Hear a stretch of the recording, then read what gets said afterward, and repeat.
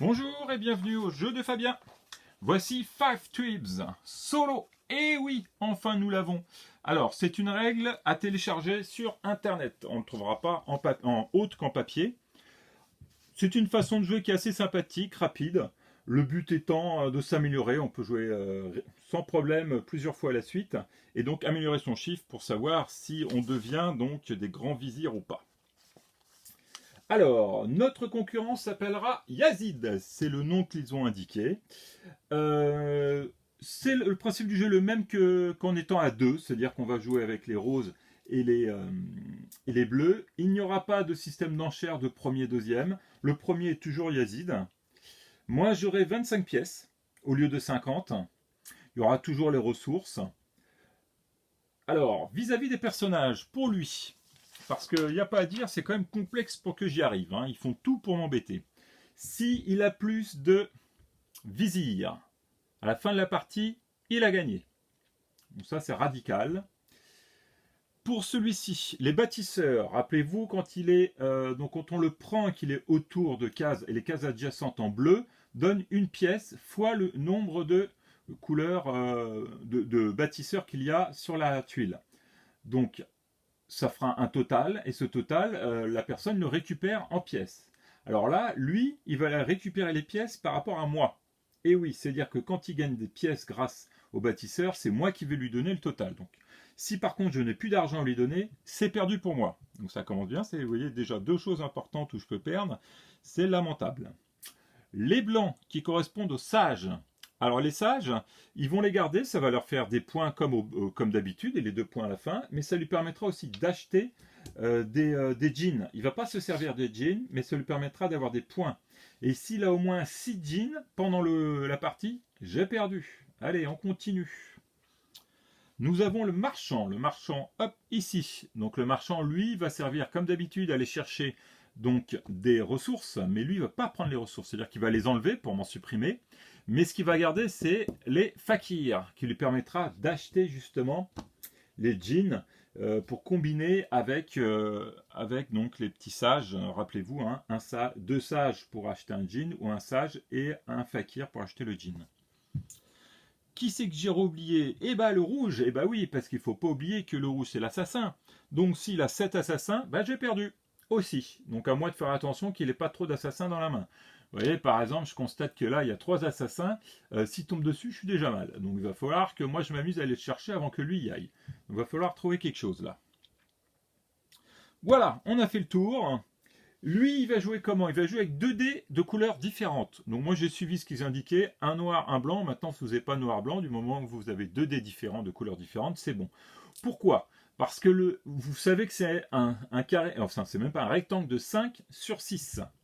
Donc le noir va être à 5 ici et le blanc à 6 ici. Ce qui veut dire que ça va être très simple, on va commencer à jouer. Ah bah oui, comme par hasard, je fais le numéro qu'il ne faut pas. Donc lui, le noir est à 6, donc là c'est au-dessus. Mince, comment ça se passe? Ça tombe bien, c'est justement la différence. Quand c'est un 6, en noir, on va regarder la colonne blanche qui est ici, donc qui est 5, voilà. Donc normalement ça aurait dû être là, mais c'est là. Donc quand le 6 apparaît en noir, il va prendre 2 cases, les extrêmes, et il va s'éclater avec. Donc ça commence mal pour moi. Alors, comment ça se passe? Donc on va prendre déjà le premier. Il va donc enlever. Il va mettre son chameau. Là par exemple, vous avez un palmier, donc le palmier va se mettre comme si on avait vidé, et donc ça sera sa case de 8 points. On va regarder ce qu'il a. Il a donc le blanc, qui est le sage, il va le garder. Et le vizir qu'il va garder. Je vous rappelle, s'il a plus de vizirs que moi à la fin de la partie, il a gagné. Donc là, il commence. Il a le bleu. Le bleu, c'est le bâtisseur. Le bâtisseur, donc, il est là, et on va calculer le nombre de cases bleues qui sont adjacents au bâtisseur. J'en ai une en bleu, donc ça fait une pièce. Et c'est à moi de lui donner. Donc à moi de faire attention, j'ai de l'argent pour pouvoir lui donner. Donc, comme je vous ai expliqué, c'est le dé qui est en 6. Et exceptionnellement en 6, il a 2 cases, les extrêmes du dé blanc. Donc là, on a fait pour lui, on va le faire ici. Ici, pareil, on a 2. Ah, je commence mal, il y en a déjà 3 au premier tour, j'ai intérêt à vite aller en chercher. Je mets, hop, pareil. Je place, pas de bol, c'est aussi un palmier. Donc là, il s'en fait des points le vilain. Et puis 2-8. Hein. Allez hop. Et je vous rappelle que donc le marchand permet de piocher donc dans les cartes ressources. La première ressource, un marchand, une ressource qui est la première. Donc je lui prends une ressource. Lui, ça ne lui sert à rien. Donc je la jette. Mais moi, ça m'empêchera de l'avoir. Voilà. Et, là, et ça, donc, on enlève et on le mettra dans le... Donc on le mettra à ranger et pourquoi pas à remettre s'il y a des cartes qui permettent de le faire. Là, c'est pas le cas pour l'instant. Voilà pour son premier tour. Il était folklore, ça commence bien. Moi, je vais donc jouer. Donc j'ai vu qu'il y avait 3 ici. Donc je vais voir si j'ai pas la possibilité. Je l'ai. Donc, je vais faire 1, 2, 3. Donc, je vide. Je mets le mien. Ouais, j'existe quand même. Ah, c'est un palmier aussi, tant mieux. Donc rappelez-vous que ce sont des assassins qui peuvent toucher un autre meeple. Et plus on a de meeple, plus on peut toucher loin. Alors je ne vais pas trop m'éloigner, je constate juste qu'en fait, je prends au hasard. Là par exemple, il y en a 2, donc j'ai en tué un. Hop, voilà. Et après moi, je les remets là. Ça fera toujours 1 de moins. Ok, on a fait notre tour. On vérifie. Donc là, on sait qu'il en manque une. On va les remettre vers là. Et on va mettre celle qui manque. Voilà. Et il rejoue. Allez, c'est parti. Alors, il a 4. 4 étant ici et 3 étant ici. On croise. Tchoc, tchoc, toc. Alors, là, il n'y a rien. Donc, s'il n'y a pas de meeple, il ne peut pas prendre le meeple. Ça, j'ai bien vu. Donc, on va choisir un meeple qui est une case de meeple qui est dans cette colonne. Donc, on va aller à côté. Là, on ne peut pas, donc on va aller à côté. Donc, il va prendre celle-là. Donc, il va prendre pareil. Là, on va placer donc un chameau. Hop, il ne prend pas ce qui est là parce qu'il n'a pas l'utilisé. Par contre, on va regarder ce qu'il possède.